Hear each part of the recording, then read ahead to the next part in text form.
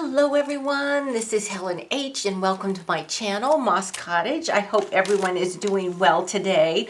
I am making a video. I hope my phone does not go off. It has been just ringing because if all of you know my dad's story, he was in the hospital for a week and then they kicked him out and we had to put him in a sketchy kind of rehab where he's been for 3 weeks, and then they dropped the bomb on us on Saturday that he has to leave. So we have been scrambling, trying to get him someplace else. He is now accepted into a assisted living and he will be moving tomorrow, but we had to get a hospital bed delivered, a wheelchair, all this kind of stuff. And if you've ever had to deal with this kind of thing, it is so stressful. But I have been creating, so this is a little bit different video for me. I'm going to show you some things that I have been working on. Haven't been making videos about what I've been working on, but we will do a little part of a project together. So when my dad was in this rehab, when he still had his own room, I would go for hours and stay with him, and you know, while he was watching TV or sleeping, I decided to do a little slow stitching. And I have these two pieces right here, and I'll show them to you up close here. They're all slow stitched. And this flower here, I don't know if the camera will show, this is a chenille flower. And then I have this piece here, which is, you know, all slow stitched together on, both of them are on a piece of fabric, a beautiful piece of fabric on the inside, but it's all covered up. And this piece of chenille and this one came from a piece of vintage bedspread that Birdie had sent me, and it had these beautiful chenille flowers on it, and I said, oh, those just look ripe for, you know, cutting off to put on something. And she said she was actually going to do the same thing with the pieces that she had. So what I plan on making for these is I'm going to put some stiff felt on the inside, cover the inside, and then sew them up like this and cut a felt bottom and make containers, like, you know, containers to put tools and whatever on my desk in. So I'm going to be doing those with these two, and if I like them, then I'm probably going to make some more with different sizes. These two happen to be the same. So slow stitching was something I don't really enjoy, but it was the perfect craft to do in my dad's, when I visited my dad, because he didn't have like a table, a desk that I could work on. I really had to work on my lap. So slow stitching doesn't require, you know, glue and scissors and tape and, you know, blah, blah, blah, like the anything that you do journaling. So this was actually perfect. So I got these two done, and like I said, I need to get some felt is what I need to do. I'll check if I have some, but I don't think I do. Not the heavy felt that I want, but I need to thrift it or something. So you know, that might take me a little bit of time to find it. But I made that, used those slow stitching. I have this bag of little squares. I guess someone had cut all these little quilting squares. And so I was using those to do the quilting. And what I did to make it a little more interesting than just squares, I cut some pieces, like I cut some of the squares in half to make them rectangles, you know, on top and stuff. So it just wasn't all squares, which would be fine, but I wanted mine to be a little bit different. And I'm probably going to also stitch some beads onto these because I want them kind of boho looking. So that's one project that I was working on. I have this journal. Now, way back when I did a video on making these journals a different way, you know, a different way to make journals. This was from Arnie and Carlos's way, and I absolutely love this. I made the covers, everything was made from scratch.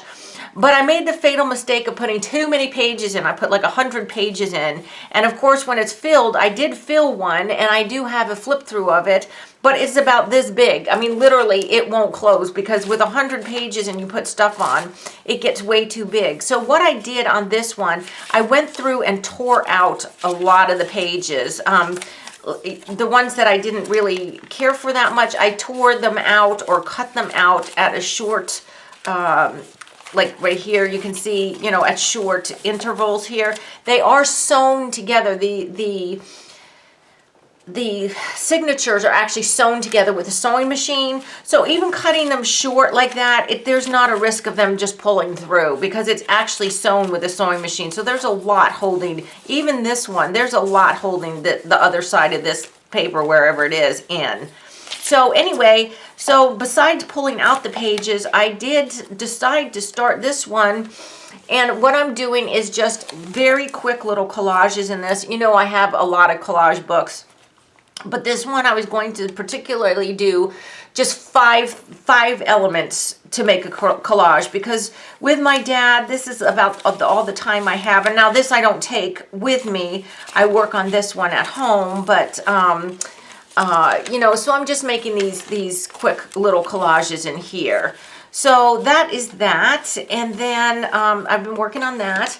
I have also been working on Wanderlust. Now I did not do this week's lesson yet, and there are 2 weeks I did not do, and those are the 2 weeks when my dad was in the hospital, and then the subsequent week when we had to get him into rehab.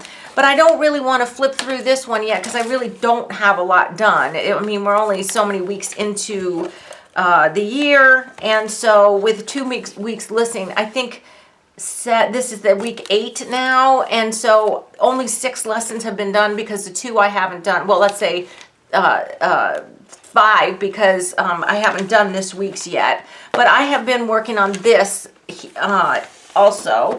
And then another project that I've been working on as I find time is, of course, my memory planner.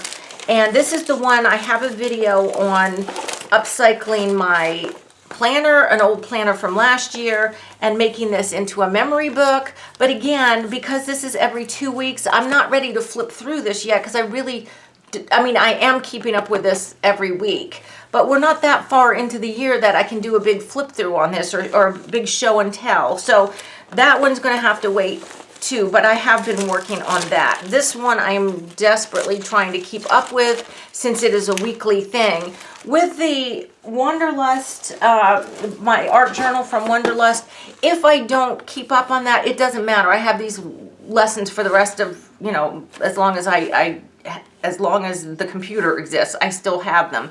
So I can always, I'm documenting which ones I don't do, so I can go back and do those ones at a later time. It's not that I don't want to do them, it's just, you know, I didn't have time to do them, and hopefully I will get to this week's lesson. My dad is actually going to be moving to assisted living tomorrow. So today was kind of a hassle. You know, the bed and stuff hadn't been delivered and I had to call back and forth and just the whole thing. It's in place now though. So tomorrow he'll be moving into assisted living. Hopefully after that things will calm down a little bit. So then another project I'm working on, and this one I thought I would work with you guys a little bit. This is a Somerset studio, and it's from November, December, and January 2025. So this is a very current one. And I got this one, a girlfriend and I went to Joann's, and there was nothing I wanted at Joann's. But I saw, you know, these are at the checkout, and these are never on sale. However, I flipped through this one, and I liked a lot of the projects in this one, but one that really caught my eye was this one right here. And they give you a template to make a little shrine. Now, I am not going to, here's the cover again if you're interested in this one. I'm not interested in making the shrine. I'll show you what it is. So I just cut this out of regular paper. So this is what the shrine looks like, and it should stand up. I didn't glue the bottom flush, so mine doesn't stand up, but it is supposed to stand up. And a regular size tag can fit in there. So it just is this little thing. It's got the door, and then, you know, whatever I don't even have anything pretty here. Whatever you want to put in there, you know, in there would be in there, right? But I don't want this because I don't want stuff like this all over my desk, you know, and this. But I love architecture. You know, I love buildings and houses and everything. I love the architectural element of that. So what I did was I made it my own. I'll show you. So this is one that I made. Now what I did, this is how you cut it out, and see right here, here, and here are the gusset parts that make it three-dimensional, which I didn't want. I didn't want it three-dimensional. So what I did instead was I just cut those parts off, and I just cut the front piece with the little door and the back piece. That was it. I cut off all this other goobly gop that makes it into the three-dimensional thing. And that made, I glued the pieces together and made this. Now, I'll hold it up here so you can see. I love how this turned out. I put a little brad here that turns, and I did some stamping and some decoupaging on the little front door. And then on the inside is this beautiful lady. And you see I put acetate there like she's behind this window. And she's just a picture. I'm sure she is a famous painting, Italian painting, but I thought she was perfect in there. And see, this is nice and flat. And so I inked up the back. This could even be like a, used as a journaling tag or something, but I think this just came out fabulous, especially with the little brad and the door. So the other way I made it, this you tear out of the magazine and you just Xerox this. So I just Xeroxed mine onto slightly off-white cardstock. And I used slightly off-white just because I knew I wanted mine grungy, more grungy looking. But, I was thinking of actually doing it on double-sided paper, like paper that had print on both sides, because then everything would be decorated, even the inside of the door, everything. I actually need to do something on the inside of that door. But I just wanted to show you. I think this turned out so cute. So anyway, let me put that back. The other one I made that we'll work on a little bit today, this one is not, I just glued the front to the back. I cut the door off and just made it like a stained glass window. So what I did here was I used, I don't think I have any left up here on my desk.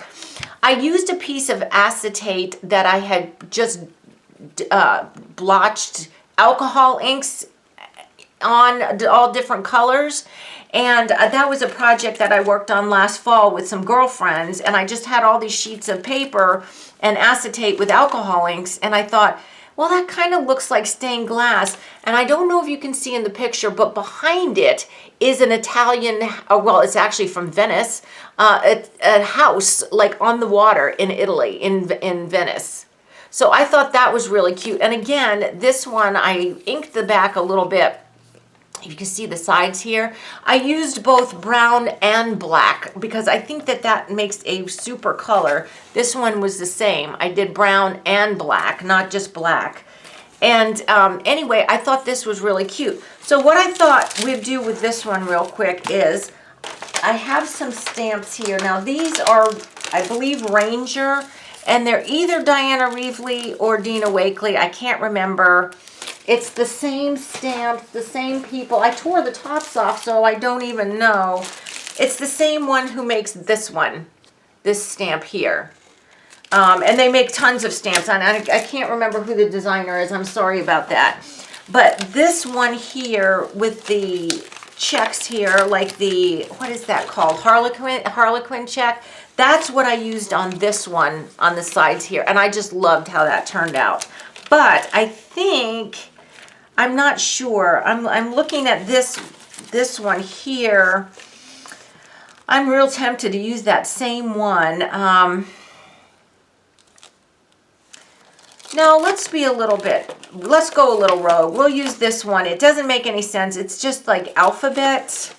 Let's see if you can see that. Just, like letters, all different directions and sizes and everything. Let's just use that one. Let's just live on the wild side. So all I'm going to do on this one is just go around the frame here. Now, working with the template, the original template, and then trying to make it my own, I don't know if it's because I'm just so stressed with everything that's going on that I had just did it so backwards. It's like, Helen, what are you doing? You shouldn't have done that yet. I had to peel the backing off of, it was just a nightmare. I don't know what, I mean, it should be very simple, right? Cut out the front, cut out the back, glue them together, right? But then they weren't decorated, which happened to this one. It's like, now I was thinking you should have decorated this frame before you glued the acetate on and before you glued the acetate and the frame to the backing picture. So, you know, you'll just have to excuse that this is just the way I am right now. But I still like it, and I'm still going to use it. This would actually make a cute tag, this shape, by putting a hole here. So I didn't look because I just don't have time. I know that like if you Google images, and I'm just going to go ahead and try to get the outside as much as I can with this letter stamp, and then I'm going to go ahead and do the same thing in black, which is what I did on this one. But anyway, if you Google or look on Pinterest, maybe might be a good place to try for, or even the Graphics Fairy might have something to look for templates. And you can do, or like arches, picture of arches or windows or something like that. And then just go ahead and make them to your own template. Because if you have an arch shape like this, all you need to do is cut out some shape in the middle, cut the thing out again to put on the back. And then if you want to, oh wait, I don't need brown. That was brown, now I need the black.